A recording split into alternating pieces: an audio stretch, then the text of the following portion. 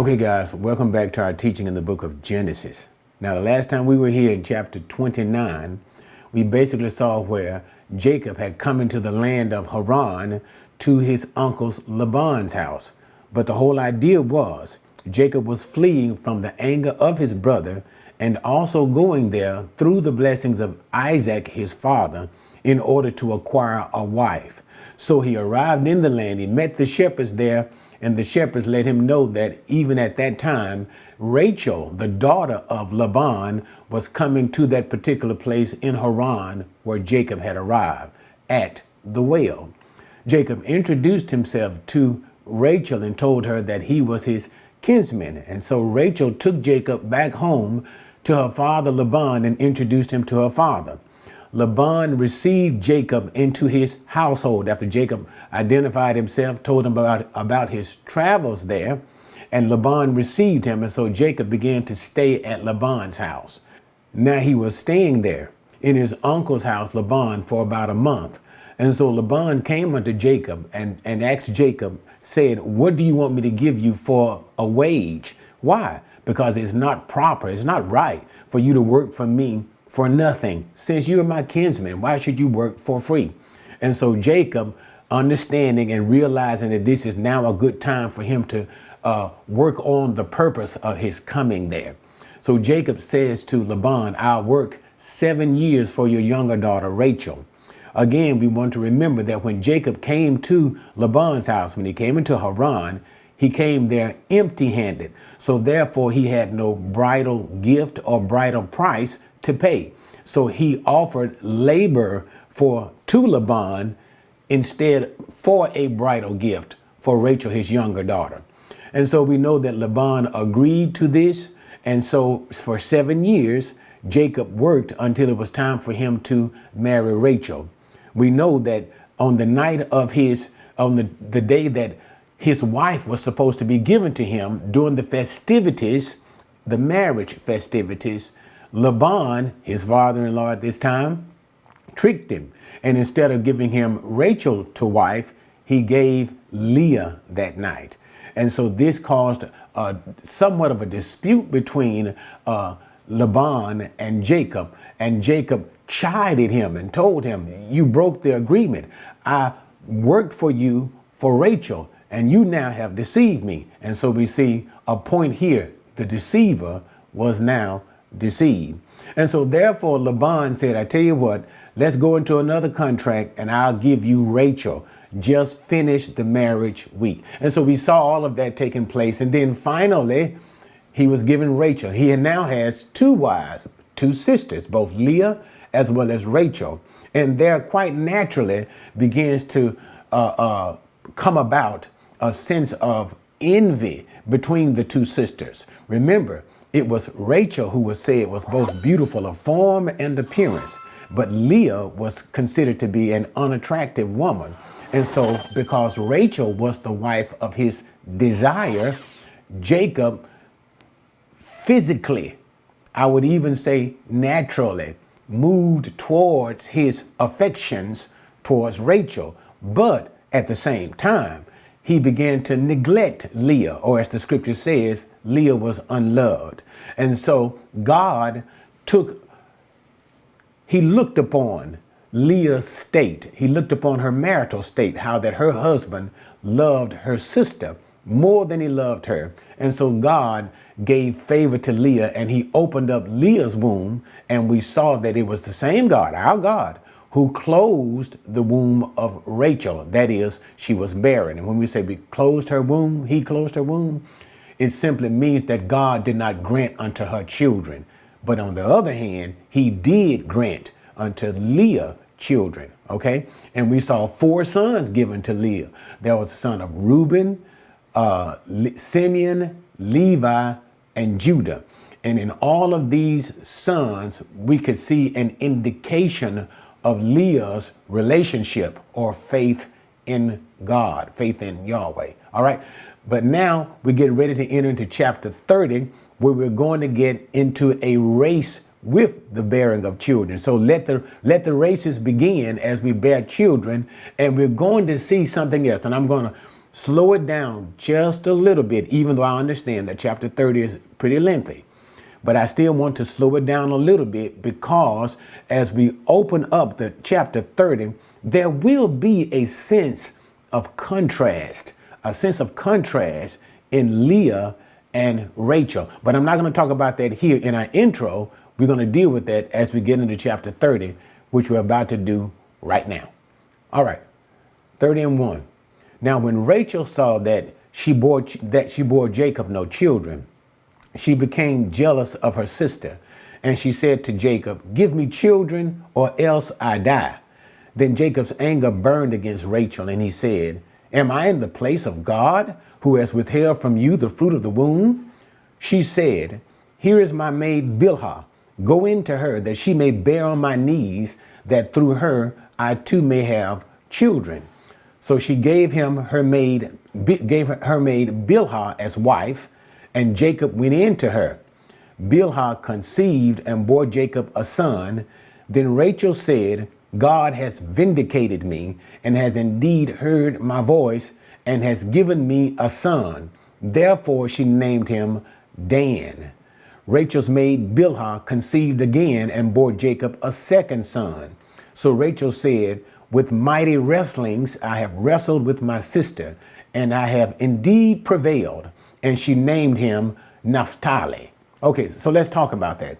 So now, remember, the last time we left off in chapter 29, we saw the fruitfulness of Leah.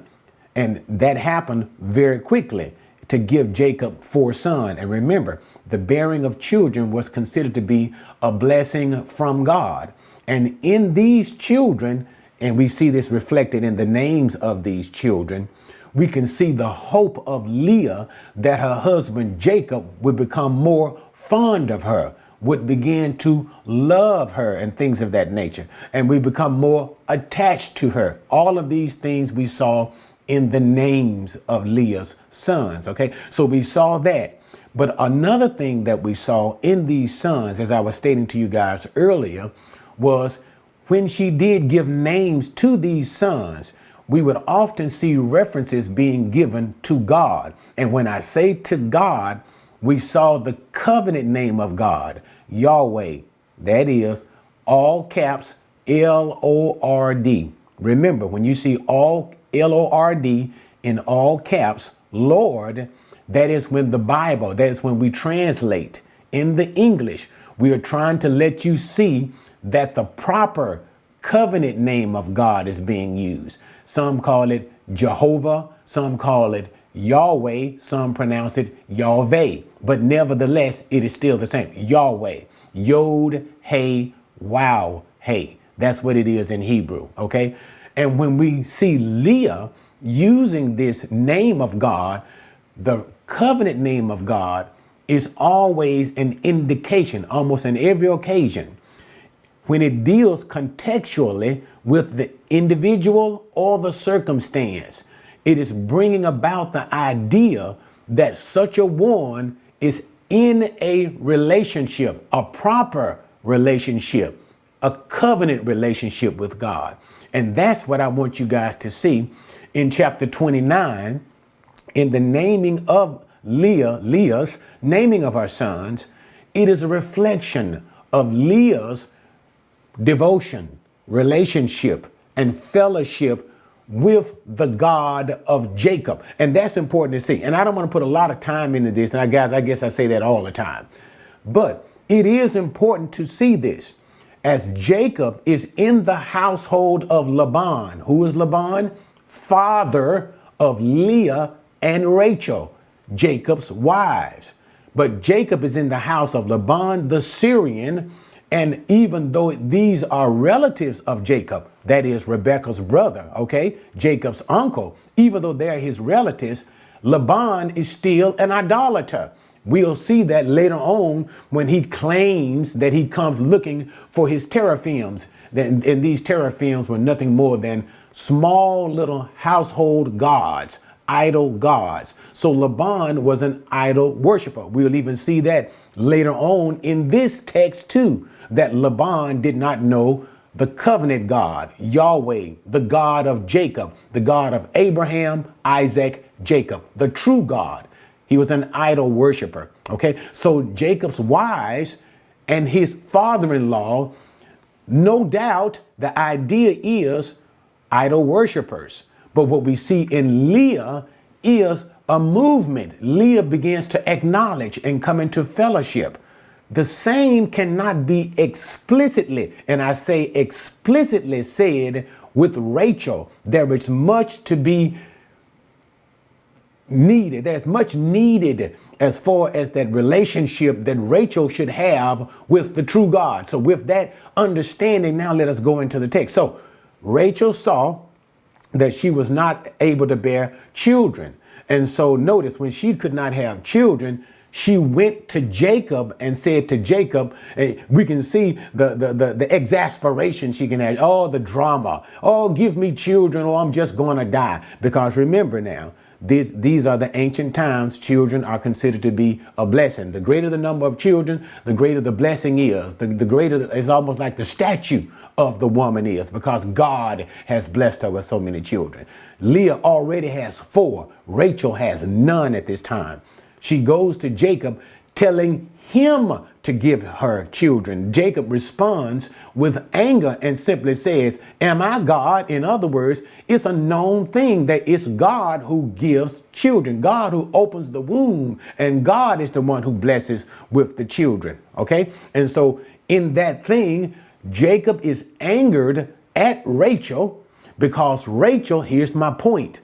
Instead of Rachel going to God, you can understand her complaining to Jacob, her husband, that I'm barren and I don't have children. But notice, remember the reflection, 1 Samuel chapter 1. Remember Hannah? Remember that? Hannah, she also had her, what was his name? Elkanah, I think that was his name. Her husband, Elkanah, was her husband. And there was also, what was it? The other one, Peninnah. I think that was the other, her sister wife. Okay. I don't think they were sisters, but that was the other wife of Elkanah. He had 2 wives, and Peninnah was able, and I hope I'm giving the name correctly, but she was able to have children when Hannah could not. But what was the action? What did Hannah do when she could not have children, when she was barren? She was not just simply grieved, but she went to the tent of testimony. She went to where the tabernacle was set up, and I believe it was in Shiloh at this time. She went to the tabernacle of Shiloh, and there she prayed to the Lord. She prayed to the Lord. But notice the difference that we see here with Rachel. Rachel desired children. She went to Jacob and complained, and when Jacob rebuked her, notice what she did.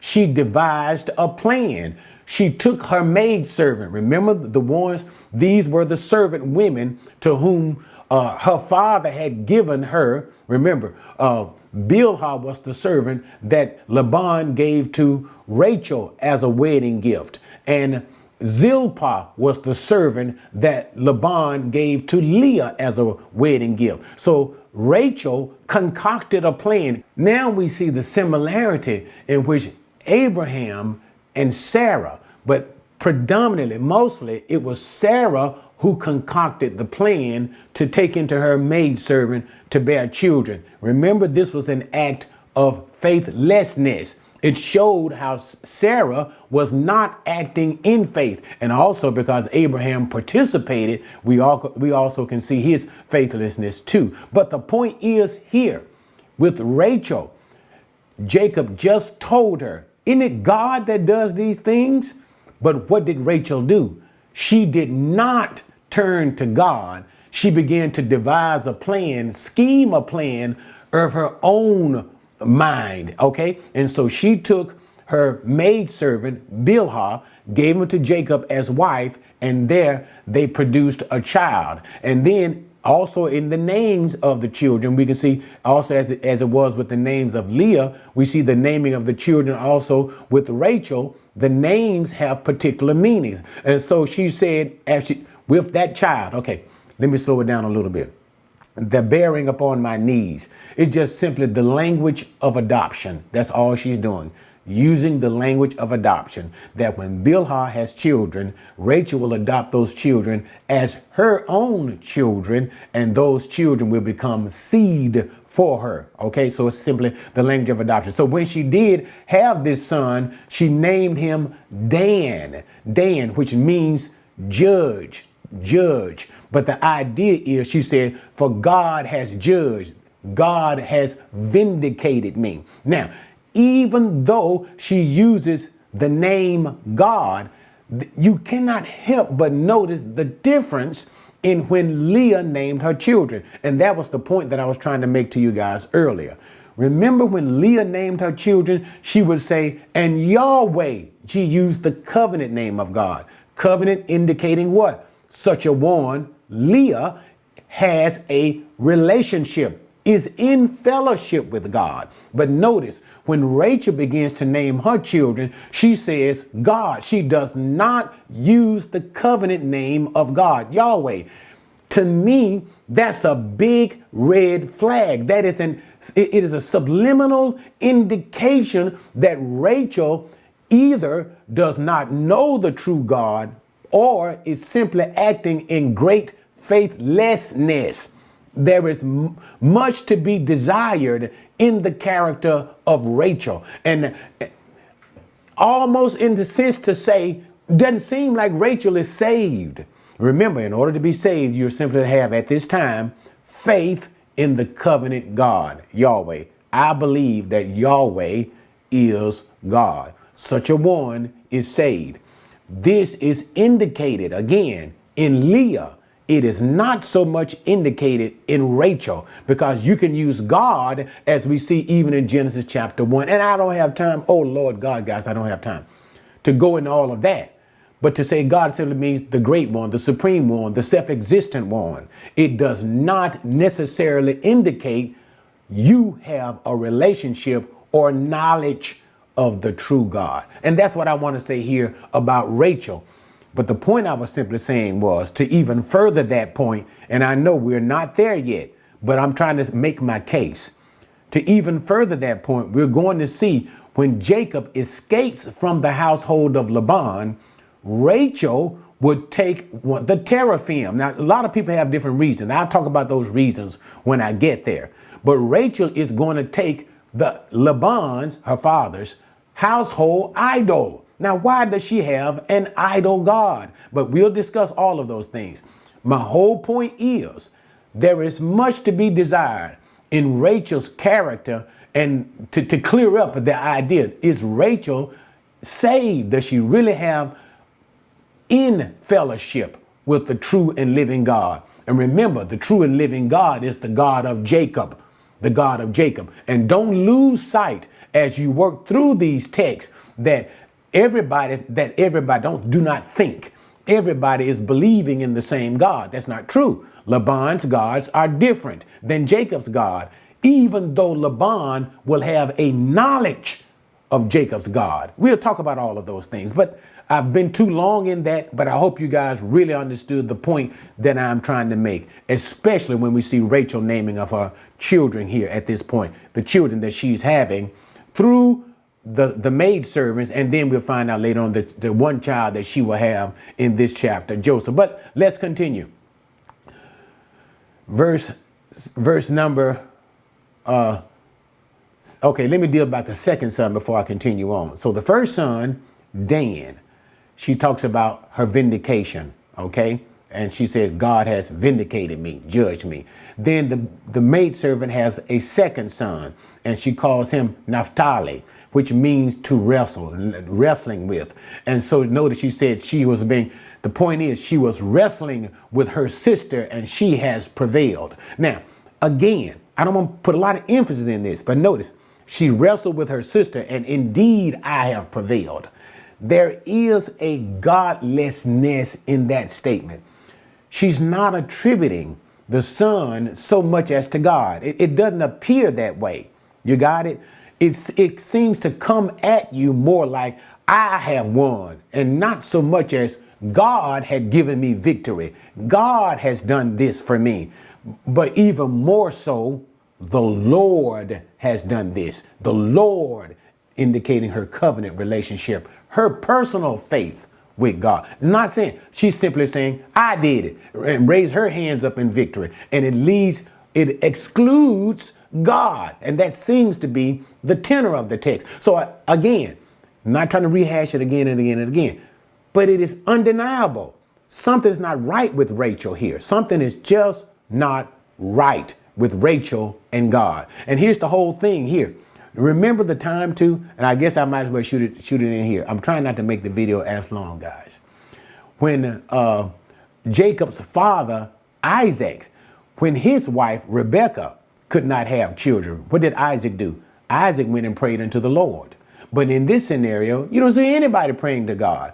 Neither Jacob nor do we see Rachel. Most definitely, it should be Rachel praying unto the Lord, right? We can understand, since I'm here, okay, fine. We can understand why Jacob is not so much going to the Lord in prayer here. And we can understand why Isaac did go to the Lord. That is, when Isaac and Rebekah, okay, over against Jacob and Rachel. When Rebekah, Isaac's wife, couldn't have children, Isaac went and prayed. When Rachel couldn't have children, neither one of them prayed. Why did Isaac go and pray unto the Lord? Because Isaac had no seed at all. So when Rebekah could not get a child by God, Isaac remembered the promise. What promise? The Abrahamic promise. The promise that he would have a seed. And so therefore it was of great concern to Isaac to get a child. And so he prayed to God, and God opened up the womb of his wife. But with regard to Rachel, Rachel herself did not pray, neither Jacob prayed. But Jacob didn't have to pray. Why? He already had 4 sons at this time. So there was no great thing about the seed. Jacob was already being given seed by God. Even we know the promised seed who would be through Judah. But nevertheless, so that's why we see no prayer by Jacob here. The fault lies predominantly on Rachel. She didn't seek God for a child when she should have. Okay, guys, I've been too long in that. So that was the last baby, the 2 children that we just saw through Rachel's servant Bilhah. Verse number 9. When Leah saw that she had stopped bearing, she took her maid Zilpah and gave her to Jacob as a wife. Leah's maid Zilpah bore Jacob a son. Then Leah said, "How fortunate." So she named him Gad. Leah's maid Zilpah bore Jacob a second son. Then Leah said, "Happy am I, for women will call me happy." So she named him Asher. Now okay, let's stop there. So the contest is in high gear now. Leah has seen what Rachel has done. She said, okay, I'm not having any more children. Remember, the last child she had was Judah, okay? And so then she said, well, and she's looking at Rachel, her sister, now producing babies through her maidservant. And so Leah says, I'm going to do the same thing too. So the race has begun. So she gives her servant Zilpah, and Zilpah has a child, and so she calls him Fortunate, for that is the name. She says, Gad, that's the name, Gad. So she says, this is Fortunate. Then she has a second child, and she calls him Happy, which is the meaning of the name Asher. And she says, I am not women going to call me happy. Why? Because I have all of these children. Now, something that I do want you to see even here concerning Leah, the race here is a little fleshy. Why? Remember, it was the habit of Leah, when Leah would have children, she would invoke or have a reference to the name of God in some way, to invoke the covenant name of God, reflecting her relationship. The reason why I say it has become fleshy is there may be down way underneath an implication of God. And I do believe that is the case, especially with Leah. But there is not an overt indication of God in the naming of these sons. And so therefore her actions become a little of the flesh. You got it? That's why we see this race that's going on. When things are of the flesh, and when I say of the flesh, of our sinful nature, and not simply because that which moves us to glorify God, when it's of the sinful nature, it does have a different shade. And that's the shade that I'm trying to indicate to you that we now see in the difference of how Leah is naming her children. And notice what the point is. There is not that overt, that clear association with God. And that's the point I'm trying to make. So this race is fleshy. It's not a good thing to do, but nevertheless, it is what they did. And in all of these things, even though these two women are acting in the flesh at this time, even though they're acting in this flesh, God is still working out his purposes. He is making Jacob fruitful. He's fulfilling the promises of Abraham. Anyway, so now let's continue. Verse 14. Now in the days of wheat harvest, Reuben went and found mandrakes in the field and brought them to his mother Leah. Then Rachel said to Leah, "Please give me some of your son's mandrakes." But she said to her, "Is it a small matter for you to take my husband? And would you take my son's mandrakes also?" So Rachel said, "Therefore he may lie with you tonight in return for your son's mandrakes." When Jacob came in from the field in the evening, then Leah went out to meet him and said, "You must come in to me, for I have surely hired you with my son's mandrakes." So he lay with her that night. God gave heed to Leah, and she conceived and bore Jacob a fifth son. Then Leah said, "God has given me my wages because I gave my maid to my husband." So she named him Issachar. Leah conceived again and bore a sixth son to Jacob. Then Leah said, "God has endowed me with a gift, a good gift. Now my husband will dwell with me because I have borne him six sons." So she named him Zebulun. Afterward, she bore a daughter and named her Dinah. Let's stop there. Okay, so now we have an incident.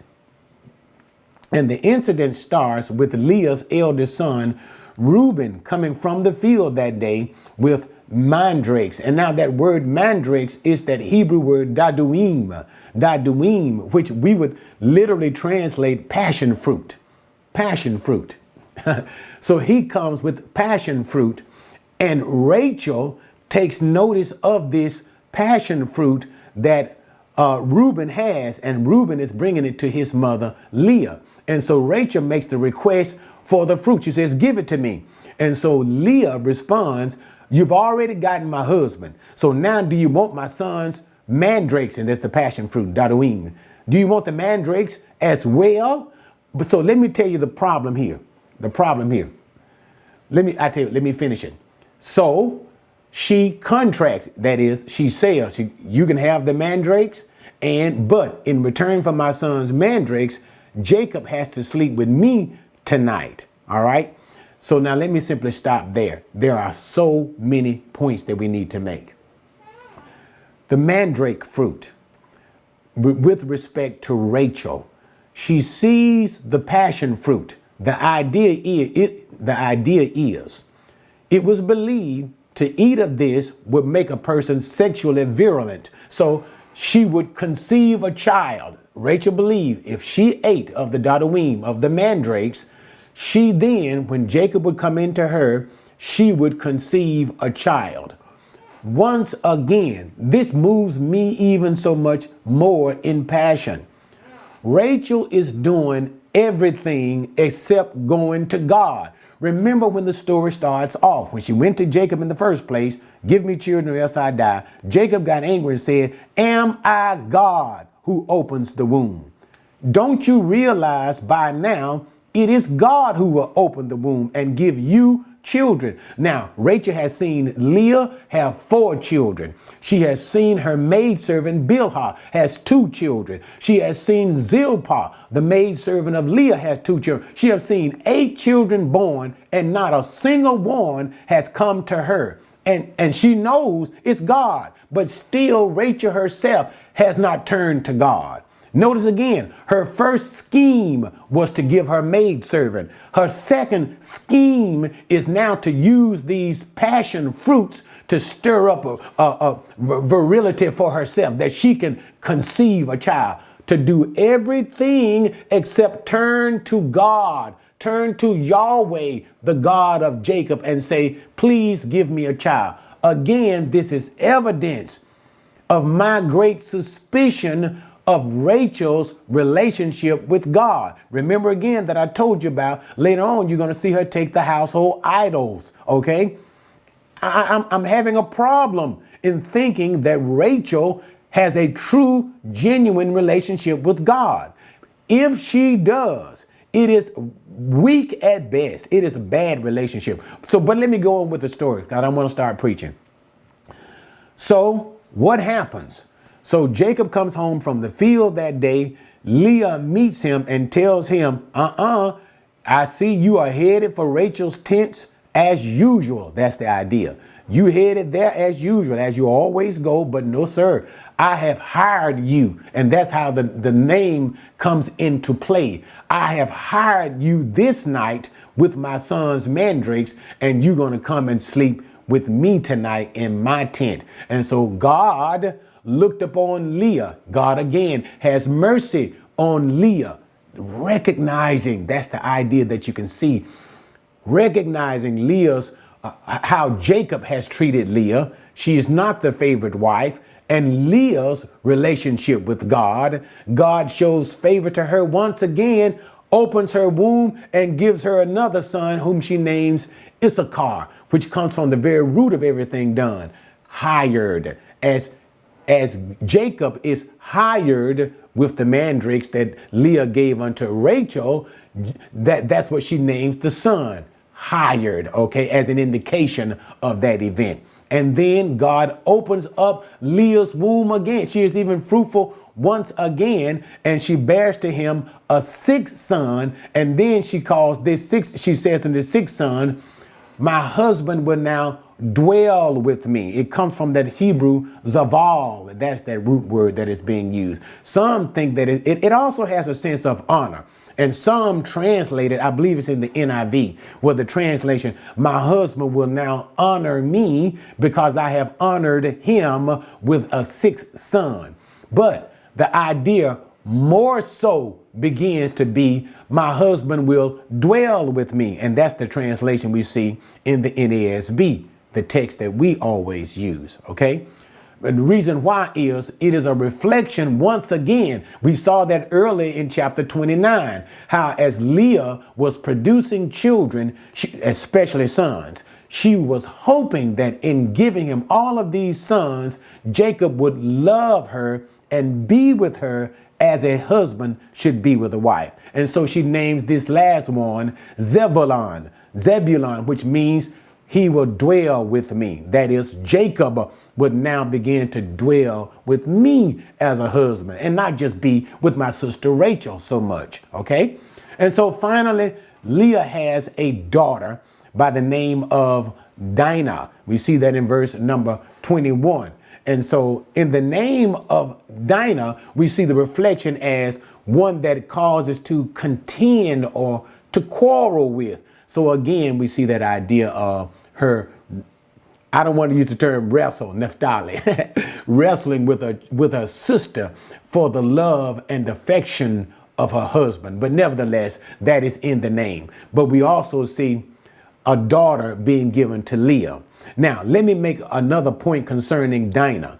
Even though she is the only daughter mentioned by name of Jacob, Dinah is not the only daughter of Jacob. I think we'll see that in chapter 37 and maybe chapter 41. I don't want to be unclear about that, but I do believe it's coming up in those chapters when it talks about the daughters, plural, of Jacob. So Jacob had more than one daughter. But here, Dinah is mentioned specifically because she will have a place later on in Scripture. We're going to have a big mess in the land of Shechem, and I don't want to be premature in that. That's going to be related to Dinah as she goes to look upon the daughters in the land of Canaan. But we're not there. We're not going to make that discussion. But that's the daughter. So now Leah has been very fruitful. Okay. She's given him 6 sons of her own womb, 1 daughter of her own womb, and 2 sons by virtue of adoption. And all of this time, Rachel, in all of her connivings, has not been able to be given a son from God. And notice, she has not sought God. It's not even said in the text whatsoever. Okay. But God, in his tender mercies, God, in his grace, will look upon the affliction, the barrenness of Rachel, and God will be merciful to her. And remember, the very concept, idea of mercy is to be good to whom God is not due to be good to. He doesn't owe her anything. Right? Remember what we said about Rachel. But anyway, so let's move on with the text. 22. Then God remembered Rachel, and God gave heed to her and opened her womb. So she conceived and bore a son and said, God has taken away my reproach. She named him Joseph, saying, may the Lord give me another son. Now watch this text. It is a beautiful picture. Notice, okay, God remembered Rachel and God gave heed to her. In order to give heed to her, Rachel has to be petitioning God. Now we see Rachel is learning her lesson. She has looked back over what has been going on, and she has noticed, she has determined God is the one who has been blessing these women. And now we see Rachel praying to God. God gave heed to her. She prayed.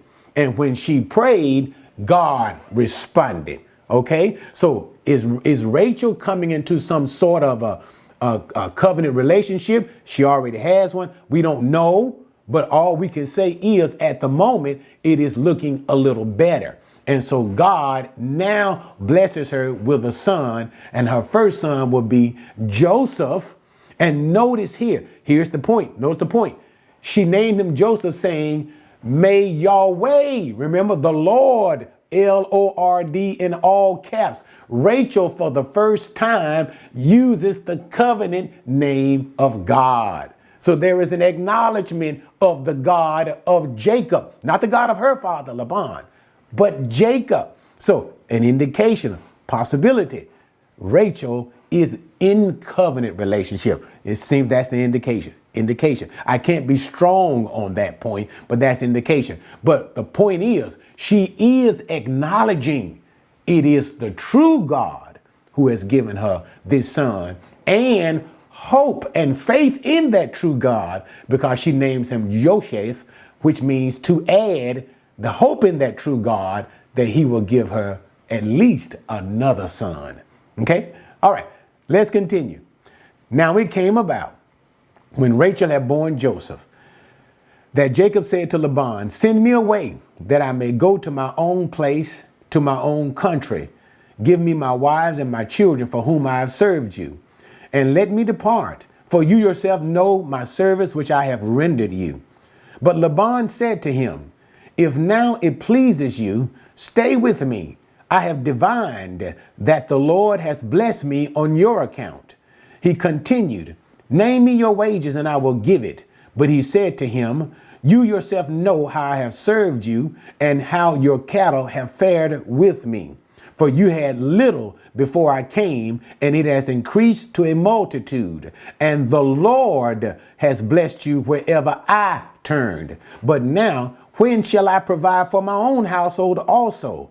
So he said, what shall I give you? And Jacob said, you shall not give me anything. If you will do this one thing for me, I will again pasture and keep your flock. Okay, now let me stop right here, because this whole narrative continues for the most part to the end of the chapter. But there are certain key points that I do want to make, but I don't want to spend a lot of time in it because I've spent so much time already. All right. So now Jacob is now married. Rachel, Leah, he got his four concubines, two concubines as well, Bilhah and Zilpah. Okay. He has now had the child through Rachel. The time has ended. The 14 years has ended. Remember, 7 years was first going to be for Rachel, but he was deceived and was given Laban. Another contract was made. An additional 7 years will be given now for Rachel. That 14 years has expired. It's finished. He now goes to Laban and tells him, okay, because Laban is the head of the household, so he seeks to leave in good terms with Laban's permission.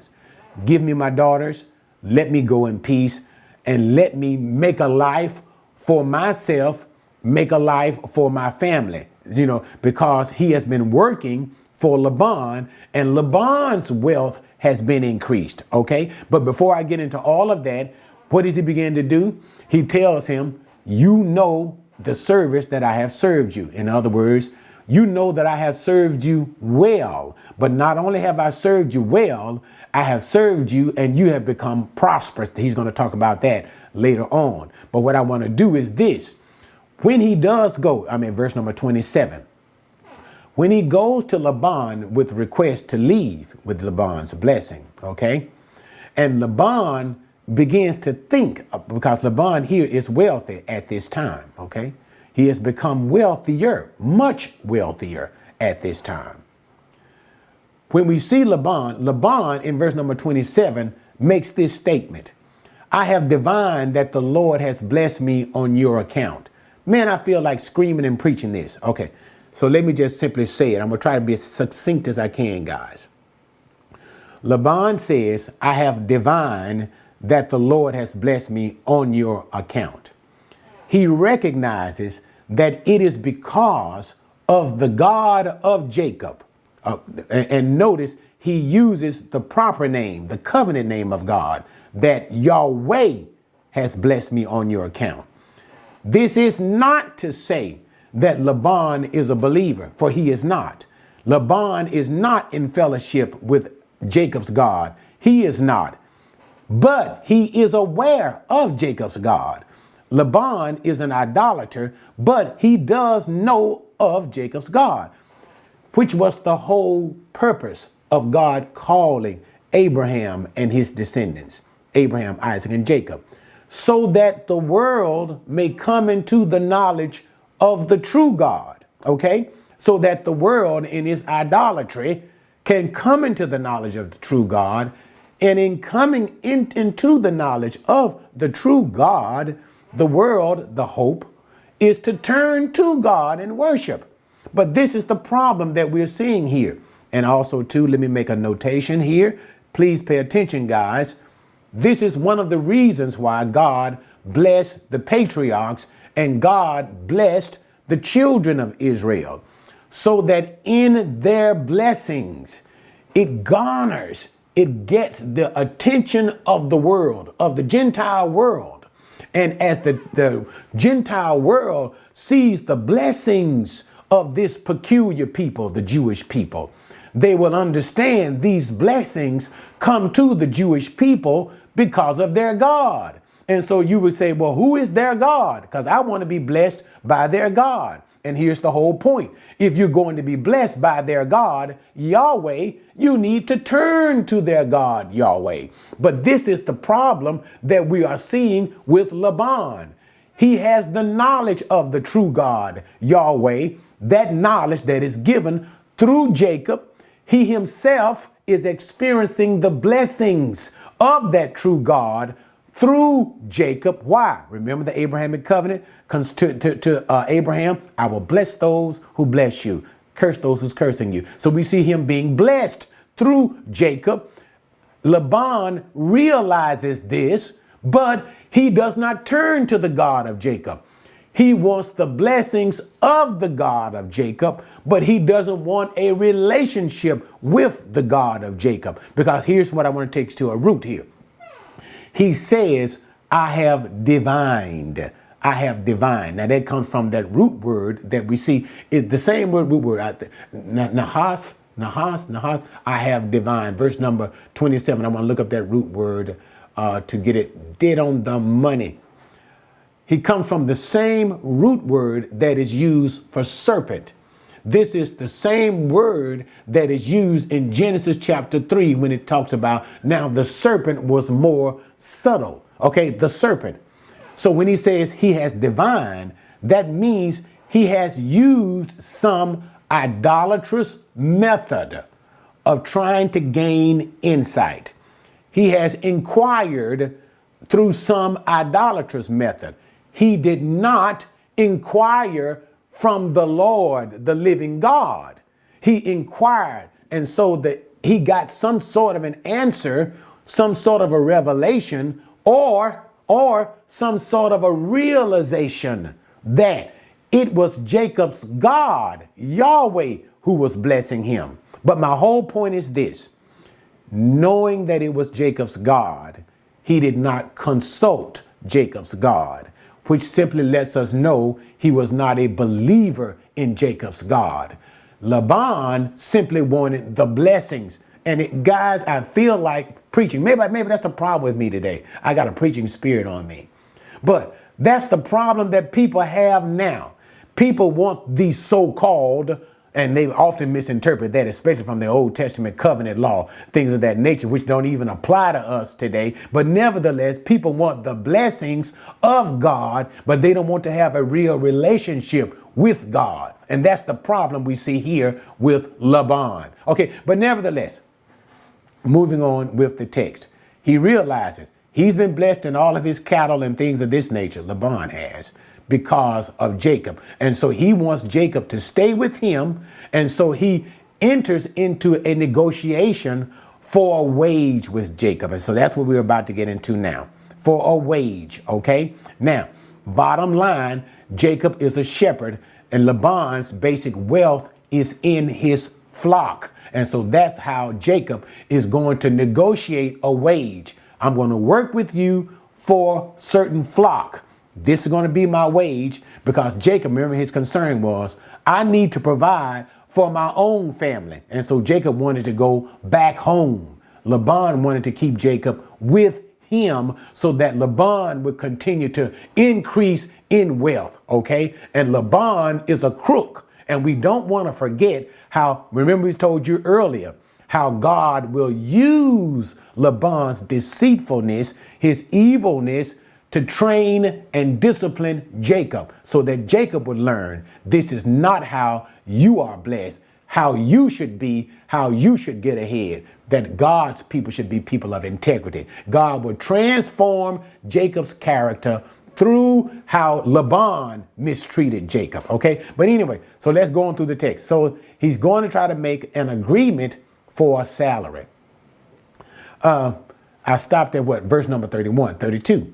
Let me pass through your entire flock today, removing from there every speckled and spotted sheep, and every black one among the lambs, and the spotted among the goats, and such shall be my wages. So my honesty will answer for me later when you come concerning my wages. Every one that is not speckled and spotted among the goats and black among the lambs, if found with me, will be considered stolen. Laban said, good, let it be according to your word. So he removed on that day the striped and spotted male goats and all the speckled and spotted female goats, every one with white in it, and all the black ones among the sheep, and gave them into the care of his sons. And he put a distance of 3 days' journey between himself and Jacob Jacob fed the rest of Laban's flocks. Then Jacob, he fed the, okay, let me just talk about that, verses 31 to 35. So here's the agreement. Okay, here's what we first need to understand. Basically, sheep are basically, in general, white. Goats are basically black, in general, black. As far as the sheep and the goats, if there were any sheep or goats with speckles, spots, stripes in them, let's just simply say it that way, that weren't basically white or basically black, all of those, usually the speckles and stripes, things of that nature, sheep and goats, they are usually few in number. So it will be very few of those. Predominantly, they would be white and black. Okay. So the majority of the flock, of Laban's flock, would be his. Only a few out of those flocks would be speckled and stripes and things of that nature. It would just be just a few of those sheep. That would have been Jacob's salary. All right. And that's what he would have been starting out with. But Laban, the crook that he is, he went into his own flocks. He found those spotted stripes and things of that nature among the sheep and the goats, took them out, gave them to his sons. and his sons went a distance of a 3 days journey away from Jacob, making certain Jacob cannot get his hands on those. They don't get confused. He won't get those. And he took them out and gave them to his sons. The whole purpose is this, that Jacob wouldn't get anything. So when Jacob began his job again with Laban's flock, and remember Jacob's wages, Jacob started out with nothing, because remember, he was supposed to get the spotted and the striped ones. Laban took them out, gave them to his sons, sent them far away. Laban is a crook. That's what I'm trying to say. He is the crook of the crook. God is teaching Jacob some hard lessons. And Jacob is starting out with absolutely nothing in this whole scenario. Okay? And I think that's all I need to say about that. Verse number 37. Then Jacob took fresh rods of poplar and almond and plane trees and peeled white stripes in them, exposing the white which was in the rods. He set the rods which he had peeled in front of the flocks in the gutters, even in the watering troughs where the flocks came to drink. And they made it when they came to drink. So the flocks made it by the rods, and the flocks brought forth striped, speckled, and spotted. Jacob separated the lambs and made the flocks face toward the stripe, and all the black in the flock of Laban. And he put his own herds apart, and he did not put them with Laban's flock. Moreover, whenever the stronger of the flock were mating, Jacob would place the rods in the sight of the flock in the gutters, so they might mate by the rods. But when the flock was feeble, he did not put them in. So the feebler were Laban's, and the stronger were Jacob's. So the man became exceedingly prosperous and had large flocks and female and male servants and camels and donkeys. All right, so now we end with Jacob's response to his father-in-law's treachery, the treachery of removing those spotted ones. All right, so because Laban is a crook, he took them away. So what did Jacob do? So remember, all of the flock of Laban, basically white and black, the sheep and the goat. Jacob took a stick, he called it a rod, a poplar rod, and he cut the rod, he cut stripes into the rod, and he put them into the watering trough, so that when the sheep would come to drink, the sheep, the goats would come to drink, and when they would mate, the rod that was in the trough, the watering trough, they would mate in front of that rod, and when they would mate, the children of those solid colored sheep or goats would come out speckled or striped. And remember, it's the speckled or striped that would belong to Jacob. So that would be Jacob's wage. And so what Jacob would do is, when the strong, robust sheep or goat would come out, he'll put the rod there so that when they would mate, the children come out speckled and spotted, they'll be Jacob's, and they will be really good sheep or good goats, okay? But when the weak ones would come out, Jacob wouldn't put the rod in front of Laban's weak white or black sheep to make them spotted. He didn't do that because he wanted good, strong flock to come out. And that's basically what he did, all right? Now, let's talk about what he did with respect to the act itself. It was a superstitious act, because it was believed among certain shepherds that day. It was a superstitious act of Jacob in believing that by this act, he could make the sheep come with this outcome, okay, of being from solid color to the speckled color, and these would be his. So Jacob thought by doing this superstitious act, he himself could make this come about in this way. We find out later on, that is the very next chapter 31, God would tell Jacob in a dream, it was not you by this superstitious act of cutting up this wood, putting it in the water so that the sheep would mate. They didn't have nothing to do with the outcome of creating speckled and spotted sheep and goat.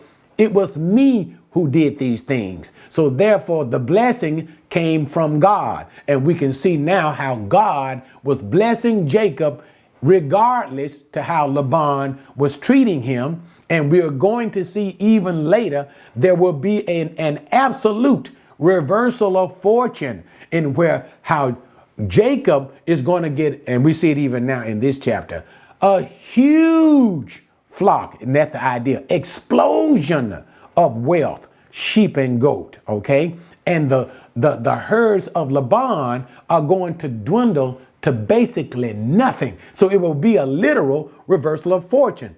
So remember what happened, how Laban took Jacob's way away and Jacob ended up with nothing. In the end, Laban is going to basically end up with nothing, even though Laban is trying to use Jacob to increase his already wealth that he has because of Jacob's blessing. But the point that I also want to bring to you is this. Notice the mistreatment of Jacob by Laban. Again, we see the activity of the Abrahamic covenant. I will bless those who bless you. Had Laban blessed Jacob, he himself would have been blessed, and Jacob would have been blessed as well. But remember, and I will curse those who curse you.